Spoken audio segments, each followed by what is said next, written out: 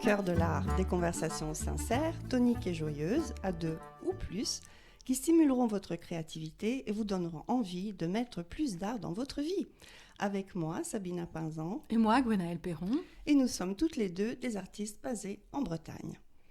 Alors aujourd'hui, avec Gwenaëlle, on avait pensé de partager avec vous notre pratique. Donc on est toutes les deux artistes peintres. Gwenaëlle travaille plus avec la peinture acrylique et moi je travaille avec la peinture acrylique et aussi la peinture à l'huile.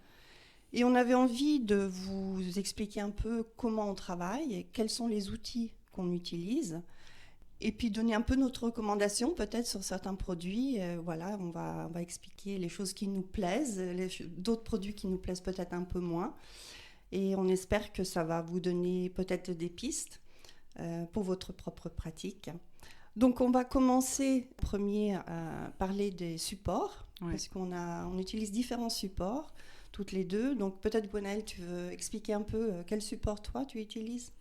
Oui, alors moi en ce moment je travaille beaucoup sur papier parce que ça a un côté pratique pour plein de raisons, c'est-à-dire que déjà ça coûte pas cher, donc si tu rates, t'as pas trop de scrupules à t'en débarrasser, à le déchirer, à le réutiliser.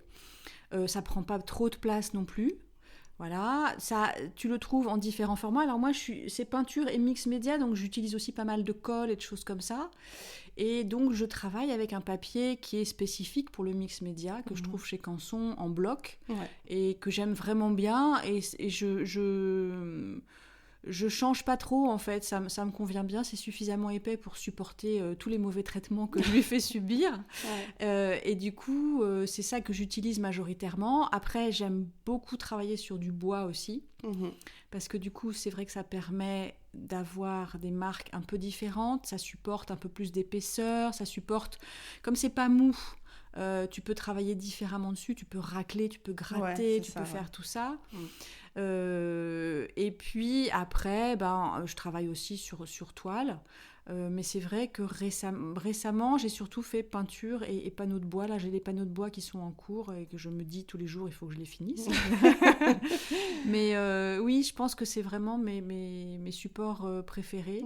Et au niveau des dimensions, c'est plutôt des petits formats ou... Pour le moment, c'est des petits formats. En fait, j'ai eu une période, il y a longtemps déjà, où j'ai fait des très grands formats. Et je les faisais... En les accrochant au mur, en fait, et en travaillant directement. Et je me suis flingué l'épaule en faisant ça. J'ai développé une tendinite, et du coup, pendant des mois, je ne pouvais plus travailler comme ça. Donc, du coup, je suis passée au petit format. Et pour le moment, je reste sur les petits formats. Je trouve que c'est assez... Ça a l'air simple de travailler sur petit format, mais en fait, au niveau de la composition, ça ne l'est pas du tout. Non, c'est vrai. Et donc, je me dis, plus je vais en faire, et mieux je vais maîtriser les choses. Et je pense que c'est intéressant de travailler sur tous les formats, de toute façon. Mais donc, j'ai une préférence pour les formats 30-30. Carré. Carré ou 50-50, tu vois, mais j'en ai pas fait depuis longtemps. Mais voilà, pour le moment, c'est plutôt ça. Et sur le papier, ça va être des formats rectangulaires ou carrés, ça dépend. Mais voilà, en gros, ce sur quoi je préfère travailler. D'accord. Et toi, tu préfères quoi ? Alors, moi, le papier, je l'utilise, mais c'est plutôt pour l'expérimentation. Ça fait quelques mois maintenant que je peins avec la peinture à l'huile et le médium à base de cire froide. Et donc, avant de commencer, en commençant, je me suis dit, je ne vais pas faire ça sur une toile ou sur une grosse pièce en bois. Je vais d'abord tester sur papier, voir si ça me convient. Donc, le papier, c'est vraiment plus pour des essais, tout comme un sketchbook un peu. Je traite le papier un peu comme un sketchbook. J'ai oublié d'en parler des sketchbooks, mais j'en ai aussi. Sinon, mon support préféré, c'est le bois. Et là, comme toi, j'aime beaucoup les formats carrés, mais récemment, j'ai commencé à travailler sur des formats plutôt rectangulaires, 40 par 60, j'aime beaucoup. Et pour ce qui concerne le bois, j'ai deux types de bois. J'ai un bois que je fais découper à Bricomarché ou je sais pas où, à Weldom, sur tous ces boutiques. On donne pas de marque, Voilà, dans ces magasins, on peut très bien choisir son bois et le faire découper au format qu'on souhaite. Et c'est relativement moins cher ah oui, largement, oui. Que l'acheter en ligne sur des sites qui fournissent des panneaux en bois. Ouais. Mais récemment, je continue à travailler avec la peinture à l'huile et le médium à base de cire froide, j'ai découvert qu'en fait la meilleure option c'est de travailler sur des supports en bois, donc qui n'ont pas besoin d'être encadrés et ils sont de différentes épaisseurs. Oui. Et là aussi il y a une grande variété de formats et c'est le support que je préfère pour l'instant. Oui. Et t'en as qui sont assez lourds, assez massifs, ça dépend. Et puis t'en as qui sont très légers, très faciles à manipuler. Ouais. Et c'est vrai que ça, c'est vraiment agréable à utiliser. Et puis, donc, au niveau du support, voilà, donc il y a le bois, le papier, et puis il y a aussi les toiles. Alors, moi, je peins parfois sur toile, mais c'est pas ce que je préfère. J'aime pas le fait que la surface rebondit quand on travaille dessus, mais c'est vrai que quand je peins uniquement à l'huile, là je trouve agréable de peindre sur une toile. Et pareil, l'avantage c'est qu'après ça ne demande pas un encadrement, même pour exposer. Donc ça c'est pas négligeable parce que ça veut dire qu'il y a un coût en moins. Oui. Voilà. Après la toile, tu peux aussi l'enlever de son support, de son cadre en bois, la mettre sur une surface dure et là du coup il n'y a pas ce côté rebondissant. Où tu peux acheter des rouleaux de toile et puis couper ça à la mesure que tu veux. Et il y a pas mal d'artistes qui font ça et du coup soit qu'ils l'accrochent au mur, soit qu'ils la mettent par terre. Ouais. Donc ça peut être aussi une solution pour des gens qui voudraient travailler sur toile mais sans l'effet rebond. Ça pourrait être une bonne alternative en fait. Après il faut investir dans un gros rouleau de toile, quoi. Ouais, c'est ça. Ouais. C'est pas toujours donné. Au-delà du support, on utilise des palettes pour mettre nos peintures. Ouais. Donc toi tu utilises quoi comme palette ? Alors moi j'utilise à la manière de Nicholas Wilton un plateau avec du papier essuie-tout que j'imprègne d'eau et je mets une feuille de calque dessus et ça me sert de palette humide et comme ça la peinture reste relativement humide assez longtemps, tu peux l'utiliser plusieurs heures. Donc voilà, c'est ça que j'utilise. Même pareil pour moi, je fais pareil et puis j'ai une autre tablette que je mets par-dessus pour éviter que ça sèche trop vite. Oui. Et par contre, pour la peinture à l'huile, ce que j'ai découvert, vraiment le support idéal, enfin en tous les cas pour moi, c'est une plaque en verre. Oui. J'ai récupéré une plaque en verre d'un meuble de salle de bain que j'avais et puis le meuble ne servait pas à grand chose, donc j'ai pris la plaque en verre et du coup les angles, enfin les bords sont pas coupants, sont très arrondis, donc il n'y a pas de risque que je me fasse mal et je l'ai juste posée sur la table et je trouve génial d'abord parce qu'elle est immense, donc j'ai beaucoup de place, j'ai pas besoin d'être en train de nettoyer tout le temps. Et après, à la fin de la séance, quand je veux nettoyer aussi, c'est beaucoup plus facile. Je peux simplement racler avec un couteau, passer du sopalin. Oui. J'ai pas besoin d'utiliser Moi, produits. J'en ai une plaque en verre comme ça à Baudebillon et je me dis il faut que je l'utilise en palette parce que c'est vraiment très pratique. C'est vrai qu'à nettoyer, ça va tout seul et c'est vrai que tu as de la place. Moi, je me suis acheté un plateau ici, mais il est un peu petit en fait. J'ai qu'à aller m'en racheter un plus grand, hein. C'est pas compliqué. Mais ça fait des années que je travaille avec ça et à chaque fois je me dis mais il est vraiment trop petit ce plateau, quoi. Donc en fait, si on commence à travailler là-dessus, il vaut mieux prévoir un plateau un grand format, quoi, pas un tout petit, parce que sinon pour faire ces mélanges et tout, on est un peu avec limité. Avec l'acrylique, on envahit vite l'espace. Oui, c'est ça. Oui, c'est ça. À cause de l'eau. Est-ce que tu utilises un chevalet pour peindre ? Alors j'en ai un grand que je pose par terre, j'en ai des petits que je peux poser sur un bureau. Habituellement, je les utilise pas. Alors quand j'ai travaillé sur des grands formats, je les utilisais. Mais sinon, c'est vrai que je préfère travailler à plat sur les petits formats. Sur la table. Ouais, sur la table, okay. Mais j'en ai, et donc je pourrais aussi. Et c'est vrai que du coup, le geste est complètement différent, l'approche est différente. Mais pour le moment, j'ai pas encore trop utilisé ça en fait. Pas de manière traditionnelle, quoi, tu vois. Moi, j'utilise beaucoup le chevalet, aussi bien quand je peins à l'acrylique ou à l'huile. j'aime bien le fait que le support soit à la verticale et que je puisse m'éloigner, me rapprocher, m'éloigner, oui. tu vois. Et j'aime bien peindre debout. Être assise, je sais pas, ça m'entrave. Ah ouais, voilà. ouais. Donc je préfère être debout. Et donc le chevalet, je m'en sers énormément. Et puis sinon, j'ai installé comme un petit rebord sur le mur. Je sais pas comment expliquer ça, mais oui, comme une petite étagère, une petite étagère, ouais. voilà, qui fait toute la longueur du mur de mon atelier. Et là, alors, principalement, je l'utilise pour poser mes peintures, pour que je puisse les voir toutes ensemble.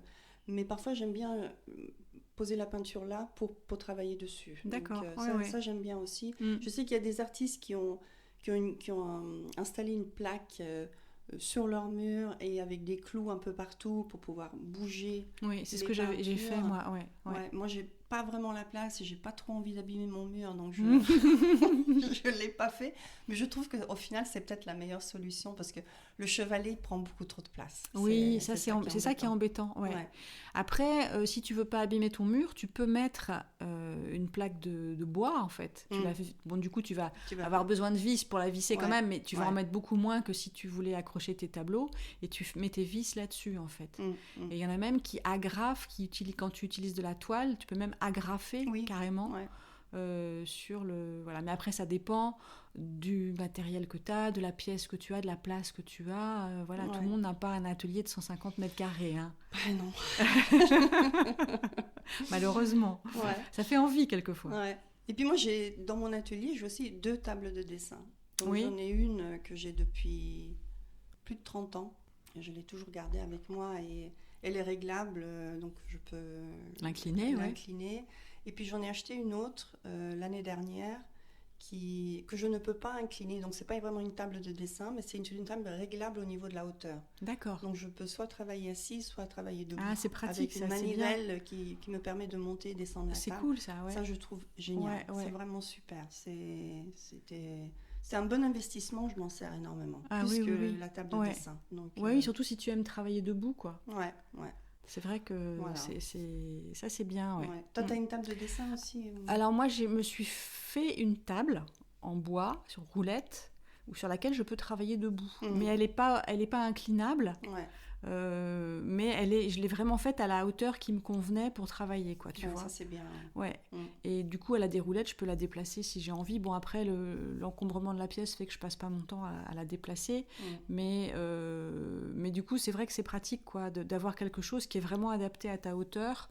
Ça évite de te... Parce que si tu veux travailler debout et que tu n'as qu'une table normale, tu te fais mal au dos, quoi, en fait. Donc là, ça te permet d'être à la bonne hauteur et travailler vraiment comme ça te convient, quoi. Voilà. Pour les peintures, moi, je pensais que c'était intéressant pour nous aujourd'hui d'être un peu plus précis sur ce qu'on utilise, les marques, même mentionner les marques qu'on utilise.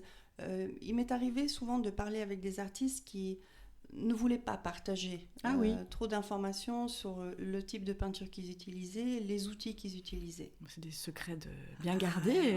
Donc je ne sais pas d'où ça vient, cette réticence à partager l'information, mais voilà, nous on s'était dit que c'était une bonne idée de... Oui, surtout que moi j'ai beaucoup de gens qui commencent, qui me posent la question de savoir mais qu'est-ce que je prends, qu'est-ce que j'achète, quoi, en fait, parce qu'il y a tellement de choses. Moi je sais que quand j'ai débuté, j'ai tâtonné beaucoup, j'étais pas sûre, mes premiers achats, déjà il faut dire que les peintures ne sont pas données, elles sont parfois chères, et puis quand tu commences, tu veux pas tout de suite commencer à dépenser trop, mais tu veux pas non plus te priver d'une peinture de bonne qualité, donc j'ai longtemps hésité et j'ai pas retrouvé autour de moi des gens qui m'ont dit écoute, ça c'est les bonnes marques, voilà. On m'a pas beaucoup accompagnée à ce niveau-là, donc je pensais qu'aujourd'hui peut-être on pouvait passer en revue un peu les différents types de peinture qu'on utilise. On va peut-être commencer avec l'acrylique. Oui, moi j'utilise et je conseille toujours aux gens qui veulent se mettre à la peinture d'acheter des gammes moyennes, en fait.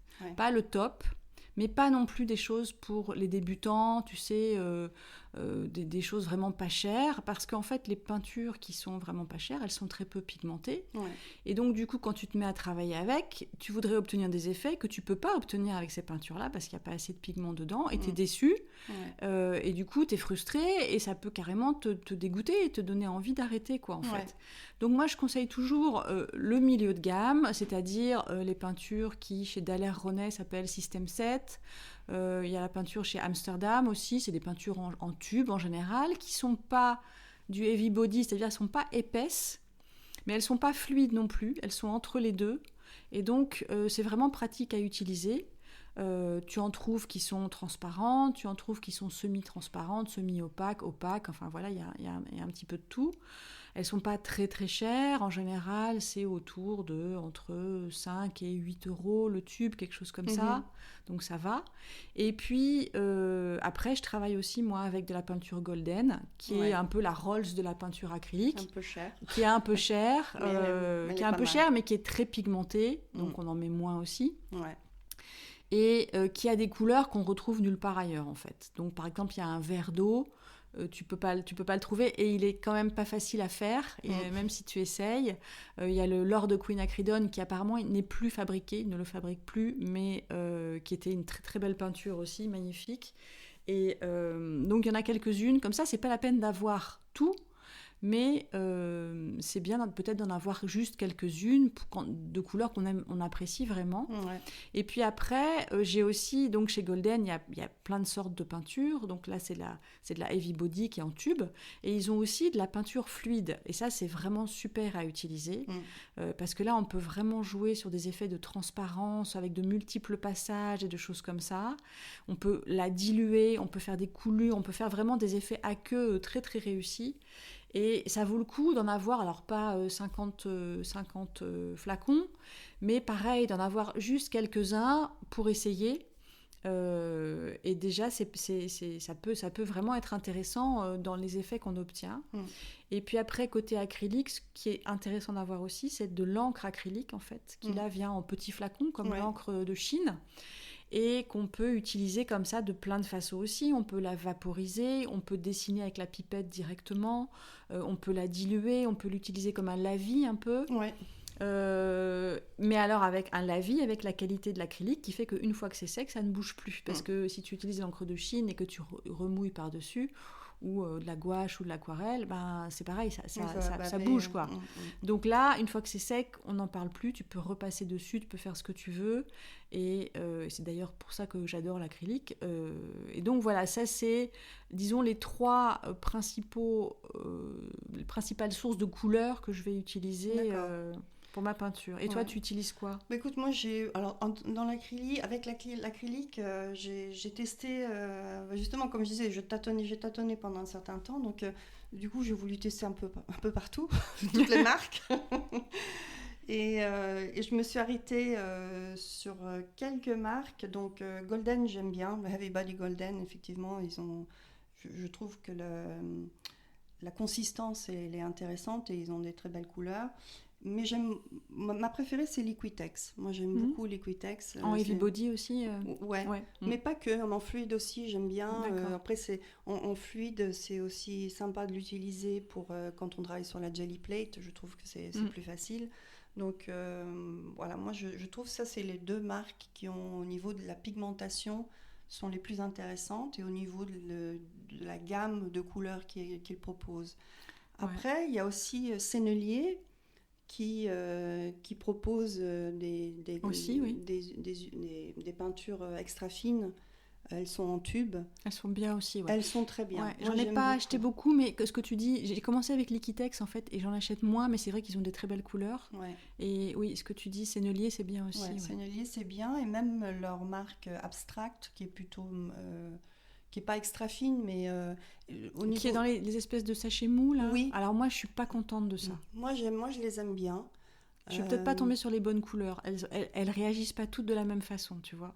Non, et c'est vrai qu'ils ont une palette qui est relativement limitée. Voilà, si tu cherches une couleur un peu spéciale, c'est pas dans cette marque que tu vas la retrouver. Ouais, et Ils ont des puis couleurs un peu standards, on va dire. ouais, il y en a qui étaient pas assez pigmentées à mon goût, tu vois. Ah ouais? Ouais, elles D'accord. tenaient pas bien, elles tenaient pas la route, quoi. Ok.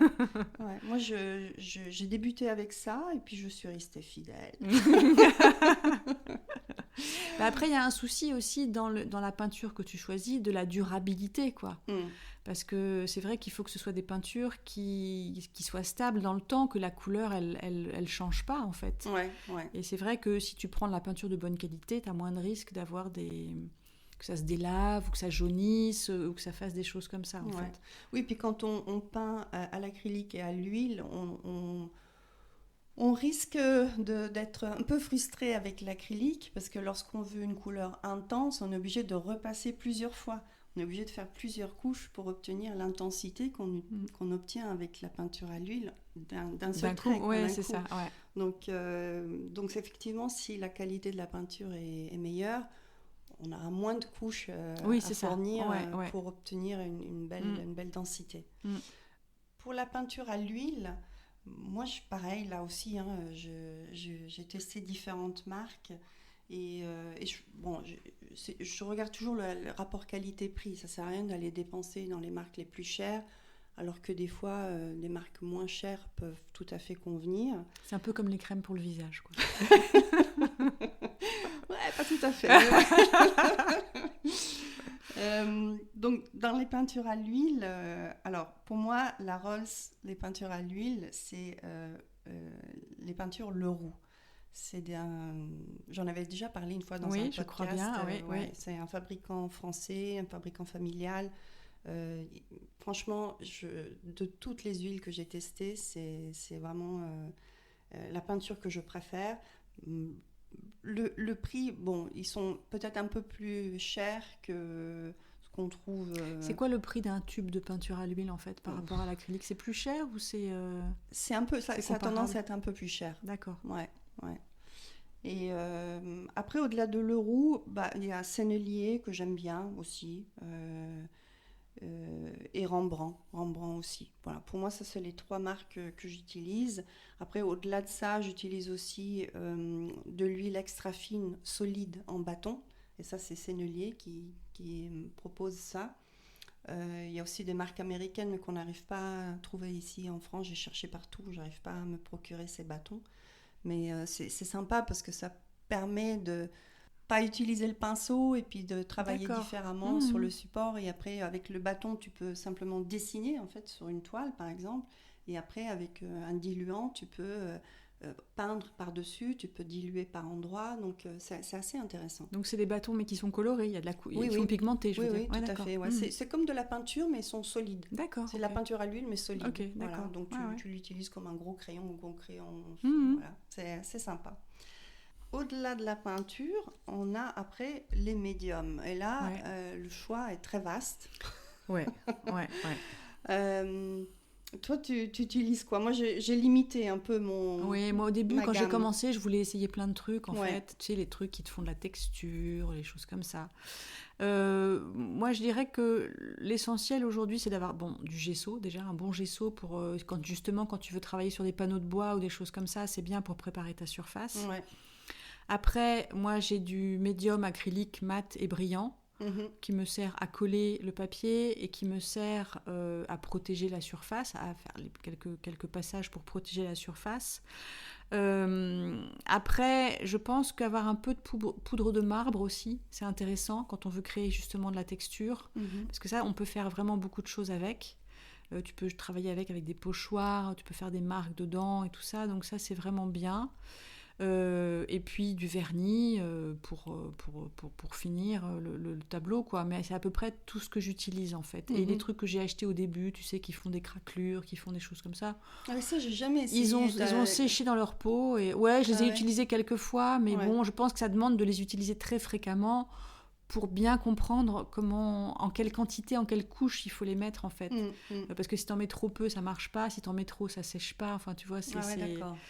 Après, t'as des choses aussi pour retarder le séchage de la peinture. Ouais. Ça, je l'utilise pas, même si j'en ai eu. Tu as des choses pour utiliser, faire des glacis, par exemple. C'est pareil, j'avais commencé avec ça, mais je trouve que ça fait une espèce de pâte. Le résultat me plaît pas du tout, et je préfère diluer ma peinture avec de l'eau et utiliser ça pour faire un glacis, ou utiliser une peinture acrylique fluide pour faire un glacis avec une éponge. Voilà. Plutôt que d'utiliser ces trucs-là, en fait, qui coûtent cher et qui ne sont pas vraiment nécessaires. Oui, il y a toute une panoplie de produits qui se sont développés autour de la peinture elle-même. Et moi, pareil, quand je peins à l'acrylique, j'ai également un médium brillant et mat. Donc, je peux citer la marque, c'est Liquitex. Pour moi, c'est un peu le leader peut-être dans ce type de produit. Je trouve que leur produit est très bien, très stable, facile à utiliser. Oui. Mais c'est cher, hein. C'est quand tu achètes ça en gros pot. La dernière fois que j'ai acheté ça en gros pot, on n'est pas loin des 50 €, je crois. Ça dépend de la taille du pot. Mais oui. Non, mais des gros pots qui font presque 1 litre, là, tu sais, ça, c'est monté, hein, les prix à ce niveau-là. Mais c'est vrai que si on veut incorporer du collage avec la peinture acrylique, c'est vraiment essentiel d'avoir un bon médium qui te permet de bien coller, d'avoir une surface qui tient la route. Oui, parce que dans mes stages, il y a des gens qui ont essayé d'autres choses, du vernicole, des choses comme ça, et ça tient pas pareil. Après, ça dépend des marques, il y en a qui sont bien, il y en a qui sont pas bien, mais la valeur sûre, c'est quand même le médium acrylique mat et brillant. C'est vraiment la base, parce que tu peux l'utiliser aussi pour épaissir un peu ta peinture, pour la diluer, donc ça peut aussi donner des effets intéressants. C'est vraiment le truc de base qu'il faut avoir, quoi.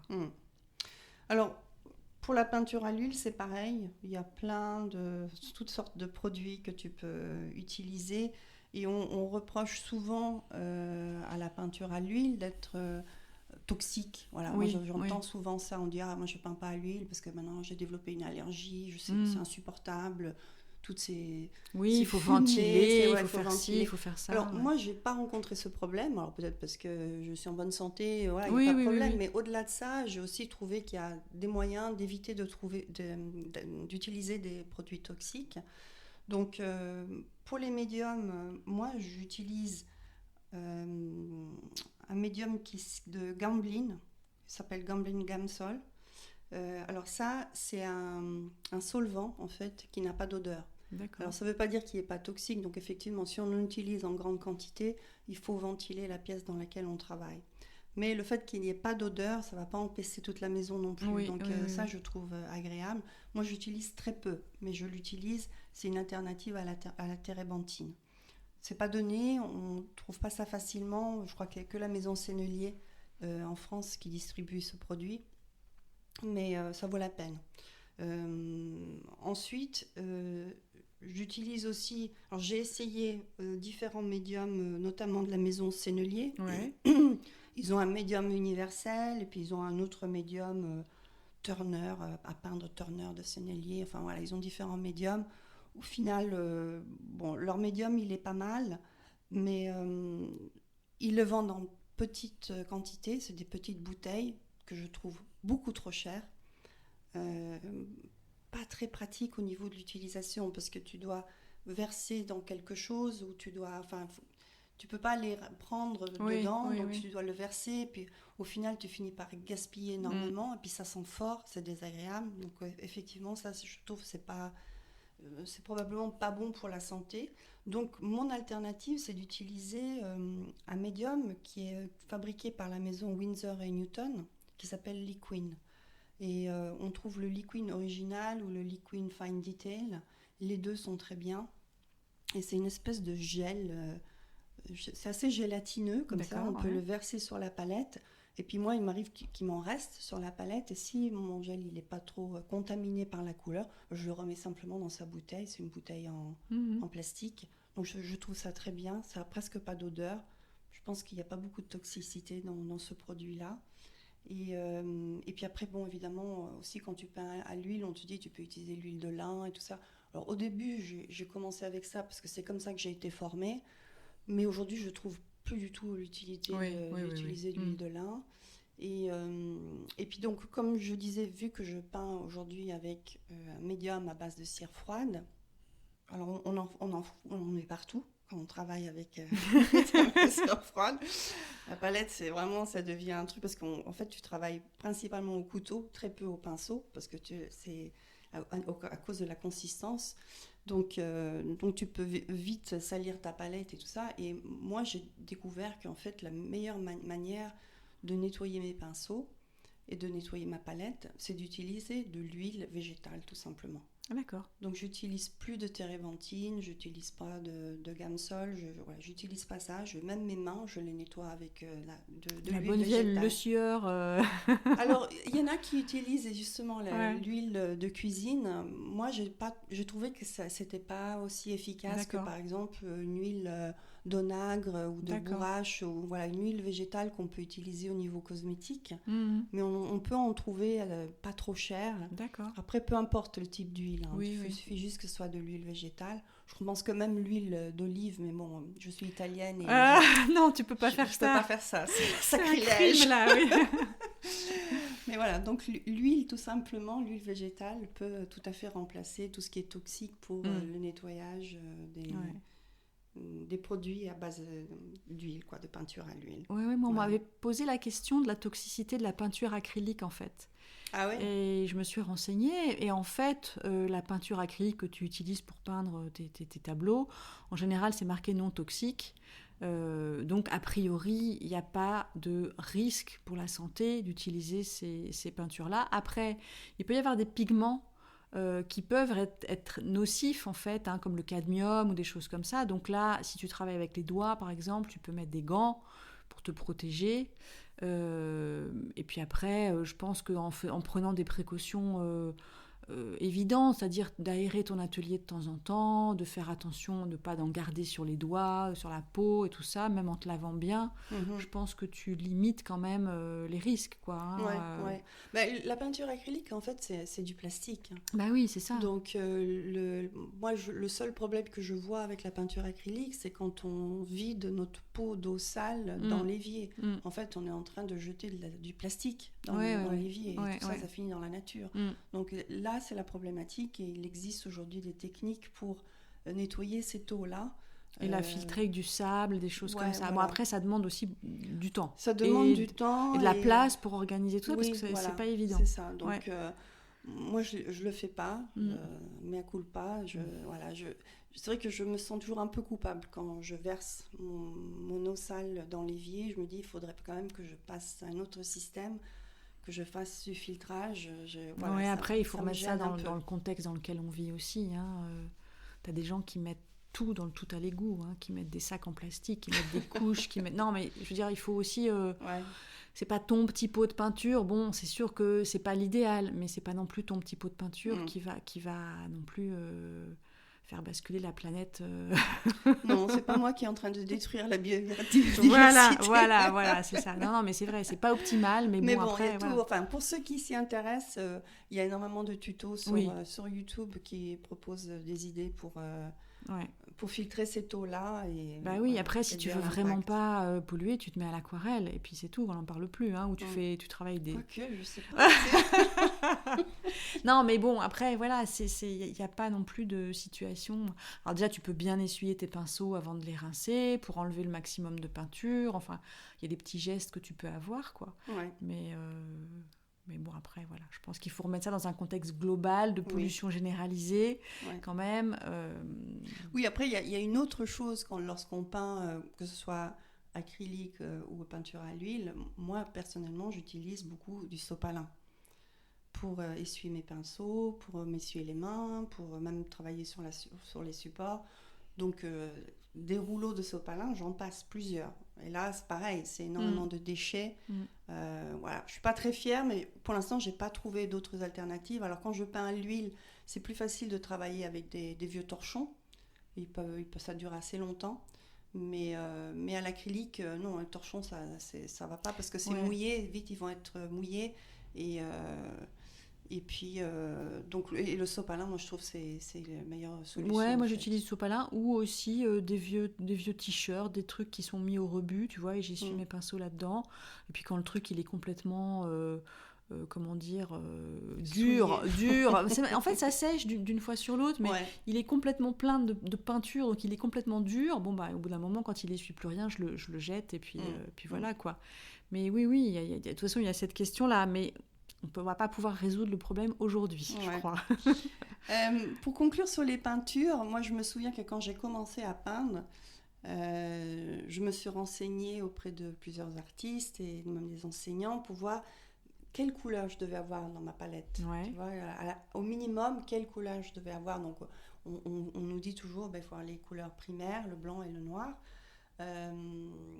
Aujourd'hui, je me rends compte qu'à l'époque, pareil, j'ai voulu tester, donc j'ai acheté des couleurs que je trouvais belles, dont je me suis jamais servie, ou peut-être servi 1 ou 2 fois, et puis maintenant je les ai mises de côté, et de temps en temps je les ressors parce que je culpabilise d'avoir acheté quelque chose qui sert à rien, donc j'essaye de les réintégrer.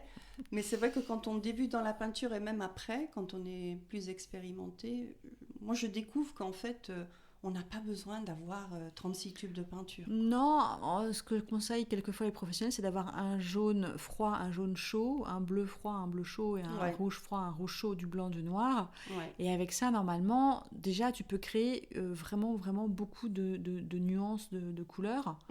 Donc, moi, je conseille les gens qui débutent ou qui viennent en stage, je leur dis, prenez 3 couleurs de base, celles que vous voulez, peu importe, plus du blanc, du noir, et je les fais travailler là-dessus, parce que déjà, avec ça, tu peux créer plein de choses, quoi. Je préfère que les gens achètent 3 couleurs de bonne qualité pour commencer à travailler, plutôt que 10 couleurs avec des qualités vraiment pas top, et obtenir de la bouillasse et des résultats moches, et tu vois, et des trucs qui s'harmonisent pas du tout, parce que c'est arrivé, les gens arrivent avec déjà 10 tubes de peinture, mais alors c'est du vert sapin de Noël, du rouge bordeaux, enfin tu vois, des trucs, des couleurs qui sont déjà mélangées en fait, et pour comprendre comment ça marche les couleurs, si tu utilises des couleurs qui sont pas primaires, c'est beaucoup plus difficile de comprendre en fait comment ça s'harmonise et comment tu crées tes couleurs en fait. Donc mieux vaut commencer avec la base et puis après élargir éventuellement, comme je te disais, avec des couleurs que tu as peut-être du mal à trouver, comme ce vert d'eau là de chez Golden qui est très beau, ou l'or de quinacridone, ou des choses comme ça que tu as du mal à reproduire quand même. Tu peux, mais ça te demande un petit peu d'expérience. Moi j'ai une couleur fétiche en peinture à l'huile, et il y a différents fabricants qui la font. Les nuances sont légèrement différentes, mais en fait au final c'est à peu près la même couleur, c'est terre verte. J'adore cette couleur. Oui, moi aussi. Et chez Golden, il y en a de la terre verte. J'adore ça. Je trouve que ça se marie avec plein de couleurs. Et c'est vraiment c'est ma couleur fétiche. En ce moment, je m'en sers énormément. Et chez Liquitex, justement, comme tu en parlais tout à l'heure, il y a une couleur qui est d'un bleu qui tire un tout petit peu sur le violet, qui est une très belle couleur aussi. Pour faire des ciels et des choses comme ça, c'est une très belle couleur. Oui, non, c'est pas besoin d'avoir toute une panoplie en fait. Toi, t'as combien de tubes de peinture ? Moi, j'en ai beaucoup parce que j'en ai accumulé plein en fait. Et récemment, j'ai découvert les peintures fluo. Et ça, j'ai vu que tu utilisais ça dans tes sketchbooks. Et ça, je trouve ça vachement sympa parce que ça te met une lumière de folie dans la peinture. Donc j'ai un rose fluo et un orange fluo. Et voilà, ça s'est rajouté, tu vois, assez récemment dans ma palette.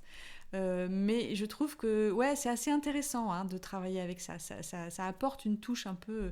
Et moi, j'aime beaucoup la couleur. Tu vois, là, dans le cours qui a commencé, il y a un exercice sur l'harmonie et je travaille avec des couleurs neutres. Mais j'ai un mal fou à rester dans les couleurs neutres, quoi, tu vois. Ma tendance naturelle, c'est de revenir vers des choses plus pigmentées, plus colorées. Et donc là, avec les peintures fluo, je trouve ça très amusant. Alors on va peut-être me dire que c'est très mauvais goût, j'en sais rien, peu importe. Mais ça apporte une touche différente et c'est un autre challenge de travailler avec ça, tu vois. Mais du coup, tu les utilises purs ? Tu les mélanges pas ? Ça dépend. Si, je peux les mélanger. Tu les mélanges aussi ? Je peux les mélanger.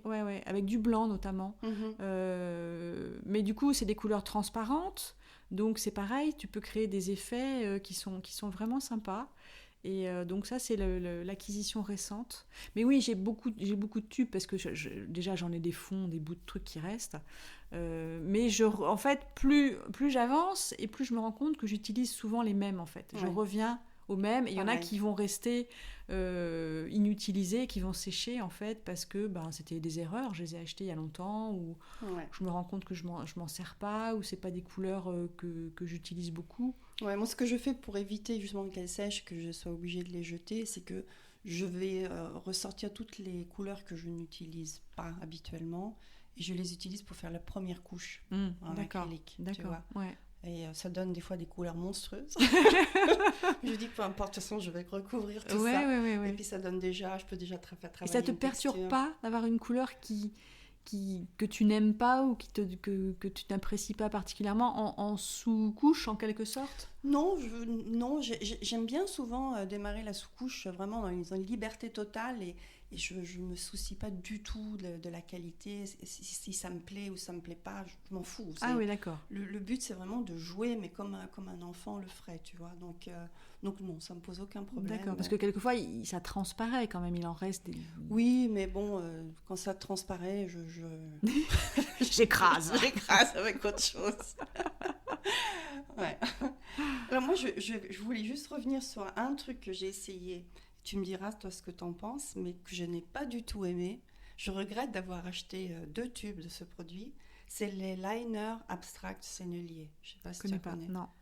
En fait, c'est des tubes de peinture acrylique, hein, et ils ont un petit embout. D'accord. Et l'idée, c'est que tu peux écrire avec ou tu peux dessiner, tu vois. Mais ça sort comme une pâte, donc... Comme du cirage en fait, comme ouais. les trucs de cirage avec des embouts en mousse. C'est un peu la même chose? Non, c'est comme le bout d'une seringue, tu vois. Ah, d'accord. Tu vois, Ah oui. Donc c'est très fin. c'est très fin, et tu as une D'accord. espèce d'épaisseur qui sort comme ça. Mais moi, je comprends pas le but de ce truc. Je me dis, en fait, soit tu l'utilises, ça te permet d'avoir une texture. Oui. Donc il faut attendre que ça sèche, et ça prend un peu de temps, parce Ouais. que du coup, c'est un peu épais. Et puis si tu passes une spatule dessus ou quelque chose, ben, en fait, le fait d'avoir eu un embout, ça sert à rien, parce que ça s'écrase. Et, tu vois, donc je ne comprends pas du tout l'utilité de ce produit. Voilà. En Bon. plus, les couleurs, pas top. Donc ça, perso, je recommande pas. Voilà, je voulais faire une petite parenthèse là-dessus. Bon, après, au-delà des peintures standards, on utilise aussi, surtout en acrylique, toutes sortes d'autres formes de Médium. couleurs. Ouais. Donc, on peut utiliser des pastels. Ouais, des pastels à l'huile, des feutres Posca, des choses comme ça. Oui, Ouais. ça, j'en utilise pas mal. C'est surtout pour créer des effets. Par exemple, le pastel à l'huile, tu peux l'utiliser à un certain moment et tu peux le recouvrir de peinture. Et si tu viens gratter une fois que la peinture est sèche, ça va réapparaître. Oui. Donc ça peut faire des effets sympas. Les feutres Posca, ça va être plus pour les finitions, on va dire, ou pour créer des petits motifs, pour créer des petits points, des petits traits, des lignes assez fines. Voilà, moi c'est en gros ce que j'utilise le plus Ouais. en accompagnement, quoi, tu vois. Ouais. J'ai vu que tu utilisais aussi les galets aquarellables. Oui. C'est acrylique même, c'est pas aquarellable, enfin ça se dilue avec l'eau, mais Oui, ça reste ouais. comme de l'acrylique après. Ouais. Oui, ça se C'est présente un cher. peu. C'est cher. Moi, j'ai regardé. Ouais, c'est cher. Mais j'en ai 3, tu vois. Ouais, moi, J'en ai pas une infinité. J'ai investi dans un, Ouais. et je m'en suis pas encore servi. Et... Mais tu trouves ça bien? Oui, parce que alors, ça se présente comme une craie de couturière en fait. Mhm. Et disons que oui, tu peux le prendre dans la main, avoir un geste assez souple pour faire des traces, des marques. Tu peux l'utiliser sur la partie fine, comme tu peux l'utiliser sur la partie épaisse. Oui. Donc oui, il y a moyen de jouer avec ça Mhm. de manière assez amusante. Ouais. Et après, si tu passes de l'eau dessus, ça se dilue comme une aquarelle exactement, mais après ça sèche bien et ça bouge plus, quoi. Ouais. Donc j'ai ça, j'ai les encres acryliques, j'ai les pastels à l'huile, T'as les les feutres Stabilo Posca. Woody aussi, les Woody. Oui, les Woody, bon ça c'est... Moi j'aime bien. Ouais, c'est sympa à utiliser et c'est pas cher. L'avantage des Woody, Ouais. c'est que tu peux trouver ça en grande surface, des petits paquets où il y en a 6 ou 8, je sais plus. Ouais. Et là du coup tu retournes vraiment en enfance. Parce que ces crayons ils sont énormes. Oui. C'est vraiment des gros crayons. les gros crayons Hein, en bois, ça te rappelle vraiment la maternelle. C'est ou... ça, ouais, c'est ça. Oui, et tu les utilises un peu pareil que des pastels à l'huile ou des choses Ouais. comme ça. Ouais. À part que là, quand tu mouilles, ça se dilue et je suis pas sûre que ça se fixe, quoi, tu vois. Non, moi j'utilise un fixatif. Quand Voilà. je veux que la marque Ouais, reste, ouais. je mets un fixatif dessus. Mm. Euh, Moi j'ai encore un produit que j'ai essayé et que je trouve absolument nul, donc je suis obligée de le mentionner. Je suis désolée. Alors, je ne sais pas si c'est la marque ou si c'est le type de produit. En fait, c'est les crayons aquarellables. Ah, oui.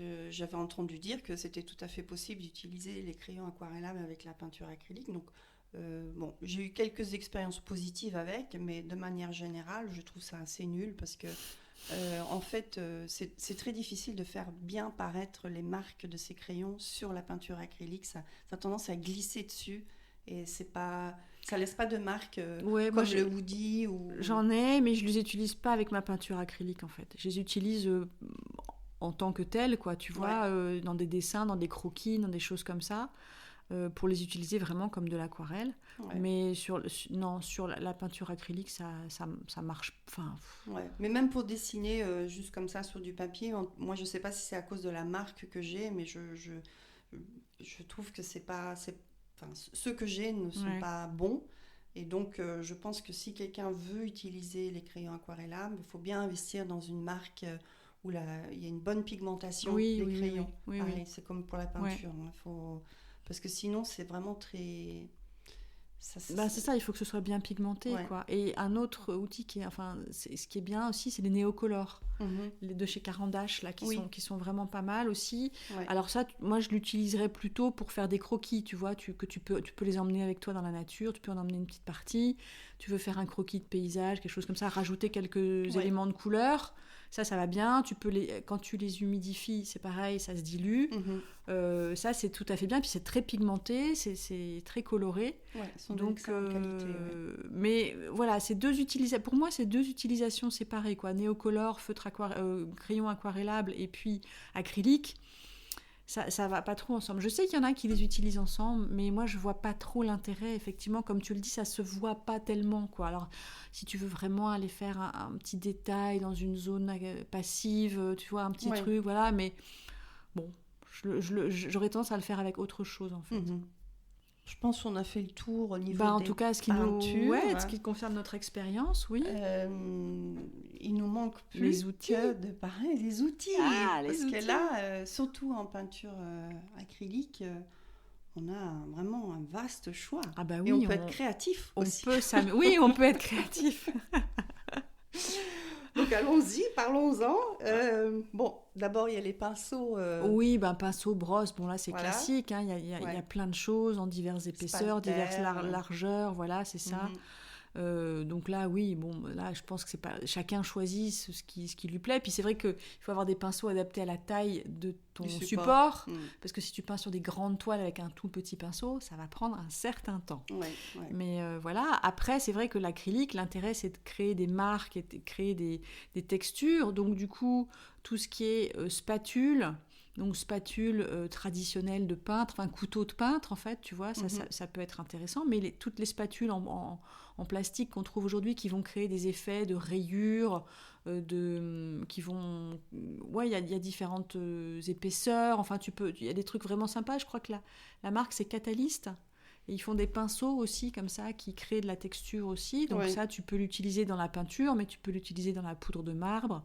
Tu peux l'utiliser aussi dans du médium que tu aurais mélangé à ta peinture pour créer un peu d'épaisseur. Et puis après, alors moi, il y a un truc que j'utilise qui est très basique, c'est la carte de crédit, tu vois, qui me sert un peu de spatule. Ouais. Et là, qui te permet vraiment d'étaler la peinture en couches très très fines. Donc toi, tu fais ça aussi. Donc j'ai des spatules en plastique, mais j'ai aussi carte de crédit parce que tu l'as bien en main. Et il y en a même qui les cassent, les coupent, et utilisent des coins plus petits ou des choses comme ça pour faire des marques justement dans la peinture. Ouais. Après, il y a aussi... moi, j'utilise beaucoup la truelle de maçon. Ça, c'est Nicolas... Sur des grands supports, surtout. C'est Nicolas Wilton qui montre dans son cours l'utilisation de ça. Alors c'est vrai que moi, m'en étais acheté une et je l'ai très rarement utilisée, en fait. Ouais. Je trouve que par rapport au format que je fais en ce moment, c'est beaucoup trop gros. Ah ouais. Moi j'en ai une assez grande parce que j'ai pas réussi à trouver une petite, donc j'en ai une grande que j'ai achetée dans un magasin de bricolage. Et je me suis dit, bon, je ne sais pas si je vais quand même l'utiliser, mais bon, c'était pas très cher. Et au final, même sur les supports plus petits, elle fonctionne très bien. Et j'aime bien le fait que tu ne maîtrises pas complètement. Ah oui, c'est complètement aléatoire. Ouais. Mais j'aime bien en fait, je découvre qu'avec le temps, je suis en train de délaisser de plus en plus les pinceaux et je pars plus sur des outils qui m'empêchent d'être dans la maîtrise de ce que je suis en train de faire. Donc il y a une part de surprise aussi, tu vois, qui est importante dans mes réalisations. Et la truelle, je trouve, elle est géniale pour ça, tout comme les spatules, qu'elles soient lisses ou dentelées aussi. Ouais. Les couteaux, tu utilises ? Les couteaux aussi, énormément. Ouais. Moi, j'ai fait quelques toiles avec juste des couteaux. Ouais. Mais du coup, c'est vrai que ça te donne un côté un peu granuleux, texturé, que tu n'as pas du tout quand tu travailles avec des pinceaux. En fait. Ouais. Et puis après, il y a aussi les rouleaux. Donc moi, je travaille donc avec la peinture à l'huile et le médium à base de cire froide. Et là, le rouleau est vraiment un outil, je dirais presque essentiel. C'est vraiment important d'avoir les rouleaux. Et là, c'est un rouleau en caoutchouc ? Oui. D'accord, parce qu'il y en a en mousse aussi. Ouais, non, c'est pas en mousse, c'est en caoutchouc. Là, il faut investir dans des bons rouleaux. Et il faut bien les nettoyer parce qu'ils ne sont pas donnés. Donc, il faut bien les nettoyer à la fin de chaque séance. Ça, c'est un peu embêtant. Mais comme je disais tout à l'heure, on peut très bien les nettoyer avec de l'huile végétale. On n'est pas obligé d'utiliser la térébenthine. Ça n'abîme pas du tout les rouleaux. Et donc, avec la cire froide, ton rouleau, il te sert à quoi en fait ? À étaler la cire ou... Oui, alors en fait, ça te permet par exemple de faire une espèce de voile de couleur. D'accord. Tu vois, une couche très fine. Une couche très fine sur ce que tu es en train de peindre. Ça te permet de... Avec ces techniques-là, c'est un peu comme avec l'acrylique, on essaye toujours d'avoir des effets de texture. Donc le rouleau, il va te permettre d'imprégner, de faire des impressions. Donc tu peux utiliser toutes sortes d'outils. Et puis le fait d'avoir un rouleau, ça te permet de bien marquer ta surface. Donc voilà, moi je m'en sers énormément. Je trouve ça très utile. En peinture acrylique, j'ai essayé les rouleaux de mousse. Oui. Alors il y a les rouleaux en mousse et puis il y a les embouts en mousse aussi. Je sais pas si t'en as. Ouais. Et non.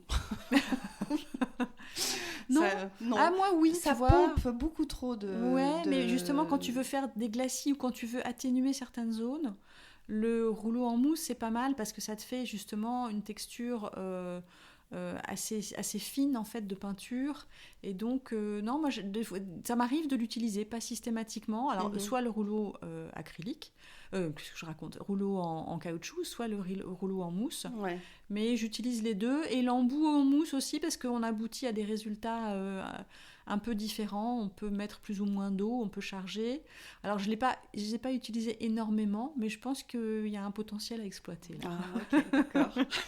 Si c'est toi qui le dis. Après j'utilise aussi des spatules qu'on trouve en magasin de bricolage, tu vois, quand tu fais de l'enduit ou des choses comme ça. Oui, bien sûr. Voilà, des spatules assez larges qui peuvent être... Tu vois, plutôt qu'une truelle, je vais plutôt utiliser ce genre de spatule qui peut te permettre de faire des couches fines, mais aussi des couches épaisses avec de l'irrégularité dans la manière dont ta peinture va s'étaler sur la toile. Donc ça, c'est intéressant aussi. Ouais. Après, il y a aussi un autre outil que j'ai découvert et que j'aime beaucoup. C'est une forme de spatule, mais qui est au bout d'un manche. Ça s'appelle Color Shaper. Je sais pas si une spatule en caoutchouc. Ouais, j'adore. Moi, j'aime bien aussi. Je trouve super, tu arrives à avoir des effets super intéressants. Ça ressemble à un pinceau, mais en fait, c'est pas une brosse qui est au bout, c'est du caoutchouc. Et là, c'est pareil, tu peux faire de l'épais et du très fin. Oui, voilà. Et tu peux faire des effets dans la peinture que tu viens d'étaler. Avec ça, tu peux justement faire des effets. Moi, j'adore. J'aime beaucoup cet outil-là. J'utilise aussi bien avec la peinture à l'huile qu'avec la peinture acrylique. Donc, ça, c'est chouette. Mais après, au-delà de ça, on peut laisser notre imagination nous guider. Moi, j'utilise des cure-dents. Des fourchettes, tu vois. Oui, j'ai une brosse à dents. Voilà, une brosse à dents. Voilà, une brosse à cheveux. Tout ce qui est brosse, ça passe. Un peigne. Oui, aussi. Pour rester au rayon capillaire. Et puis après, il y a les pochoirs. Oui, voilà. tout à fait, il y a les pochoirs. Ouais. Alors après, les pochoirs qu'on trouve déjà faits et qu'on achète, moi j'ai un peu de mal à m'en servir parce que je me dis, ben, c'est pas moi qui l'ai créé.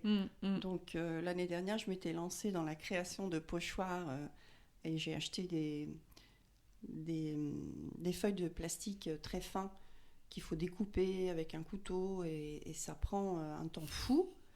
Le résultat est pas top, donc je le referai pas. Donc c'est ou pas de pochoir ou les pochoirs du commerce en fait. Ouais. Voilà, ouais. Sinon, il faut faire des pochoirs qu'on n'utilise qu'une fois. Tu vois, tu peux faire un pochoir avec du papier, tu découpes le papier, c'est plus facile à découper.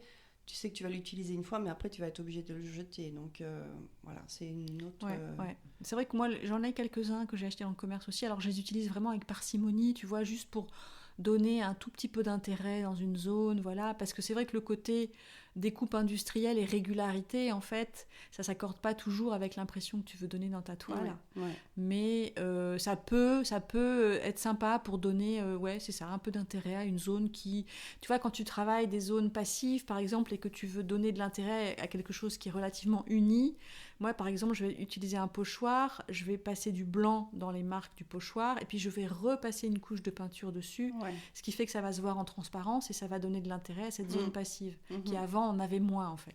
Voilà. Mais tu peux obtenir la même chose avec un feutre Posca blanc, sur lequel tu vas revenir mettre un glacis aussi. Donc il y a plein de techniques, ça il faut explorer, il faut essayer, il faut voir ce qui nous correspond. Après il y a toutes sortes de cartons. Enfin, en fait, aujourd'hui quand je vais dans des magasins de seconde main ou Emmaüs ou même à la déchetterie, je suis toujours à l'affût pour trouver des plastiques qui sont relativement plats ou qui ont une texture et que je me dis tiens, est-ce que je pourrais l'utiliser pour faire une impression ou bien pour faire des marques intéressantes ou utiliser comme un pochoir. Voilà, du coup, on commence à regarder les objets du quotidien d'une autre manière. Oui, c'est ça. Et puis, tu as aussi des gens qui utilisent, par exemple, un rouleau de papier toilette ou de papier essuie-tout et qui vont mettre de la ficelle dessus ou de la mousse et puis qui vont l'utiliser pour faire des marques, par exemple. On peut prendre des patates aussi, les découper. des légumes. Hein. Tu peux prendre des oignons, tu découpes en deux, ça fait des marques aussi particulières. Bon, après, c'est ça qui est magique un peu avec la peinture acrylique, c'est que c'est ouvert à l'exploration et il n'y a pas de limite. Tu peux utiliser de la ficelle, du tissu, enfin vraiment beaucoup de choses. Et tu peux après, si tu veux vraiment aller plus loin, tu peux trouver un bâton, mettre ton pinceau au bout du bâton, peindre de loin. Enfin, voilà, c'est sans fin, quoi. Donc, tu peux peindre les yeux fermés. Aussi. Très bon exercice d'ailleurs, de lâcher prise pour les gens qui ont du mal à lâcher prise, c'est un très bon exercice. Tu commences avec les yeux fermés, après tu les ouvres quand même parce que sinon. Mais voilà, non, il y a plein de possibilités. Hein. Après, ça dépend de ton budget, ça dépend. Voilà, il y a des solutions seconde main comme tu dis, mais si tu veux acheter tout le matériel dont on a parlé, il y a quand même un sacré budget quand même. Donc mieux vaut commencer avec un petit équipement de base. Et puis au fil des mois, quand on a un petit peu de sous, de se dire bon allez, je me fais plaisir, j'achète une spatule en caoutchouc, j'achète tel type d'outils, voilà, et construire en fait ça. C'est-à-dire que c'est bien aussi de commencer à pratiquer, de se dire ah il me manque tel truc, ah bah oui tiens tel outil ça serait utile, et de se l'acheter avec un vrai besoin derrière, ou parce qu'on a vu telle personne obtenir tel effet et on se dit j'aimerais bien le faire. Mais c'est vrai que c'est bien de le construire peu à peu, pas tout acheter d'un coup, parce qu'on ne sait pas forcément ce dont on aura besoin. Quoi. Comme les couleurs. Voilà. Bah exactement, c'est ça. Je crois qu'on a fait le tour. Qu'est-ce que tu en penses ? Eh bien écoute, oui, en tout cas, on a fait un premier tour. S'il y a des questions après, on se fera un plaisir d'y répondre dans les commentaires. Ouais. On n'a pas parlé de vernis. C'est peut-être la dernière chose pour clore le sujet. Oui, pour les finitions, oui, mais peut-être on fera peut-être un épisode qui parlera plus en détail des finitions et tout ça, mais voilà. Oui, pour protéger, une fois qu'on a terminé sa peinture, qu'on sait qu'on ne veut plus y toucher, moi j'utilise du médium brillant. J'en mets 2 couches en général avec un pinceau, un médium un peu dilué avec de l'eau. Parce que sinon c'est quand même épais et on va voir les traces du pinceau. Et puis après, je vaporise un vernis satiné en fait. Voilà. Pareil, je fais pareil pour mes peintures acryliques. Les peintures à l'huile, j'utilise aussi en fait le même vernis satiné une fois que la peinture a bien séché. Donc normalement il faut attendre au moins 6 mois pour une peinture à l'huile. Ah oui, c'est long. Hein, ouais, c'est long. Après, des fois même plus, hein, ça dépend vraiment de comment tu as appliqué la peinture. Ouais, c'est ça, de l'épaisseur. Ouais. Et par contre, la bonne nouvelle, en utilisant le médium à base de cire froide, là, il n'y a pas besoin de mettre de vernis.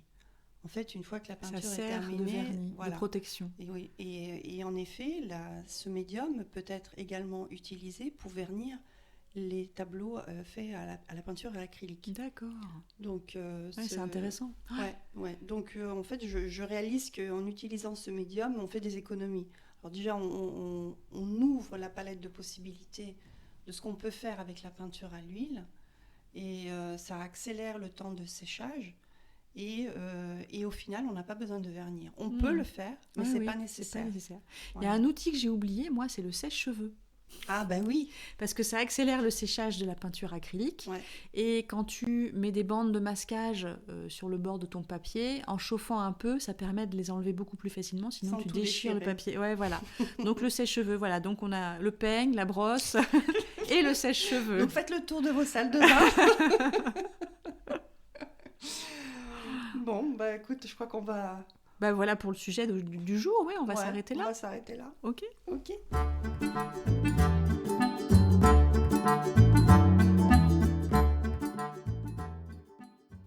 Alors Sabina, est-ce que tu as fait des choses intéressantes, passionnantes, curieuses la semaine passée ? Écoute, tu me poses à chaque fois la même question. Et oui, je fais plein de choses passionnantes dans ma vie. Alors, dernièrement, j'ai eu l'occasion d'aller à Nantes. J'ai fait un petit aller-retour pour des raisons personnelles et j'avais un peu de temps. Et donc, j'en ai profité pour aller voir le musée d'art de Nantes, qui me plaît beaucoup. C'est un lieu... c'est très grand, c'est très spacieux, c'est très paisible. C'est pas loin du jardin botanique de Nantes. Donc, il y a une belle balade à faire juste pour y aller. Donc, ça, j'aime bien. Et alors, il n'y avait pas d'exposition en cours, c'était juste avant le début d'une exposition qui démarrait le lendemain, qui s'appelle Prière de toucher ou un truc comme ça. Et puis l'exposition de Suzanne Vallaudon, c'était terminé, ils étaient en train de tout démonter. D'accord. Donc j'ai raté cette exposition-là, malheureusement. Mais bon, il y a vraiment énormément de choses à voir, des peintures du 14e, 15e, 16e jusqu'au 20e siècle. Donc moi, je me suis beaucoup focalisée sur les peintures et les sculptures du 19e et 20e siècle, parce que c'est la période qui me parle le plus et qui me plaît le plus. Moi, toutes les peintures avec Jésus, Marie et tout ça, ça me parle pas. Peut-être parce que j'ai grandi en Italie et j'ai baigné un peu dans tout ça, donc aujourd'hui ça m'intéresse plus. Et donc je mentionne cette visite parce que j'ai découvert un artiste que je ne connaissais pas, qui s'appelle Emmanuel Frémier. Il est né en 1824. D'accord. Et il est décédé en 1910. Et il y avait quelques sculptures de ce monsieur qui était enseignant d'anatomie animale au musée d'histoire naturelle de Paris. Et donc, dans ces sculptures, il a toujours représenté l'animal et l'humain ensemble. Et parmi les sculptures qui étaient au musée, il y en avait une en particulier qui m'a frappée. C'est le gorille enlevant une femme. Donc, il y a cet énorme gorille qui porte une femme qui est un peu dénudée comme ça. Et cette sculpture, elle est vraiment très très grande. En plus, elle est sur un piédestal. Donc, en fait, quand tu t'approches de la sculpture, tu es obligé de regarder tout en haut. Mmh. Elle est très très haute et elle est exécutée d'une manière presque. Enfin, tu as l'impression que c'est vivant, quoi. Tu vois, tu as l'impression que c'est quelque chose qui s'est figé. Il sculpte quoi, la pierre ? Alors là, je crois que c'était du plâtre. D'accord. C'était du plâtre qui avait été coloré après. Et là, je crois que la sculpture originale était peut-être en métal. D'accord. Mais là, je crois que ça a été remplacé avec juste le moule, en fait. D'accord. Et alors, ce qui est intéressant avec cette sculpture en particulier, c'est que cette œuvre, elle a inspiré en 1933 le film hollywoodien King Kong. Bah, c'est fou, ça. C'est fou, je connaissais pas du tout, tu vois, je savais pas. Et ça m'a beaucoup touchée. Voilà, j'ai passé beaucoup de temps à regarder ces sculptures. J'y suis revenue plusieurs fois. Voilà, donc j'avais envie de mentionner ce monsieur qui a fait vraiment des choses extraordinaires. Et j'ai eu aussi la chance, quand j'étais au musée, d'écouter de la musique. Il y avait des musiciens qui s'étaient installés dans la partie contemporaine. Et ils jouaient une musique très méditative. Et ça m'a beaucoup... J'ai trouvé en fait que l'accompagnement... l'association de la musique avec ce que tu voyais. La musique un peu zen, comme ça, très méditative, assez répétitive. Et le visionnage de toutes ces peintures, ça se mariait très très bien. Je me dis, en fait, il faudrait toujours avoir ça. Parce que je me rendais compte aussi, en regardant les gens autour de moi, qu'ils appréciaient. Ils étaient là, ils tournaient autour des musiciens et ils s'imprégnaient de cette musique. Et, bon, c'est une musique qui peut heurter personne, tu vois. Elle était assez neutre, mais très méditative. Et voilà, c'était une très belle expérience. J'y ai passé 2 heures. Voilà, j'avais pas envie de partir. Tu baignais dans un liquide amniotique artistique. C'était vraiment un moment, une bulle de ressourcement. Oui, c'est vrai que les musées, c'est calme en général, c'est tranquille, donc c'est agréable aussi. En fait, c'est une rencontre avec toi-même, même si tu regardes les œuvres des autres, ça te renvoie à toi aussi. Oui, et puis à chaque fois, je prends des notes mentales, je lui dis, tiens, pourquoi elle me plaît cette peinture ? Puis je me dis, tiens, ça, je n'ai pas essayé. Donc, Oui, ça t'inspire. Toujours, ouais. Voilà pour mes activités. Et toi ? Eh bien, écoute, moi, j'ai passé un week-end à l'île de Groix, qui était super agréable. Et la météo, ça a été ? Eh bien, écoute, oui, c'était le week-end dernier, ça a été. Il faisait même très doux. Il y a des moments, je me suis retrouvée en t-shirt. Waouh ! Ouais, c'était très sympa. C'était quand même nos 31 ans de mariage, alors il fallait fêter la chose. Super, félicitations. Et puis, j'ai découvert cette semaine un tiers-lieu, c'est les Bigouden Makers à Pont-l'Abbé. Donc, c'est un ancien hôtel, en fait, qui a été réaménagé. Et ce qui est drôle, c'est que cet hôtel, qui était hôtel-restaurant, quand j'étais petite, j'allais à Pont-l'Abbé voir ma tante. Et donc, j'y ai mangé plusieurs fois. Et donc, les lieux ont été complètement transformés, réaménagés. Donc, en fait, en bas, tu as un café où tu peux prendre un goûter, une boisson. C'est pas un grand... Enfin, c'est un grand espace, mais qui a été divisé en petits espaces. Donc, c'est très agréable, très cosy. Et puis tu as un espace de coworking où tu peux louer un bureau pour une demi-journée ou pour une journée, et tu as des espaces pour faire des séminaires aussi, des grandes salles de réunion, et un jardin, une terrasse, enfin ça doit être un lieu qui doit être très agréable quand il fait beau, c'est-à-dire pas tout de suite.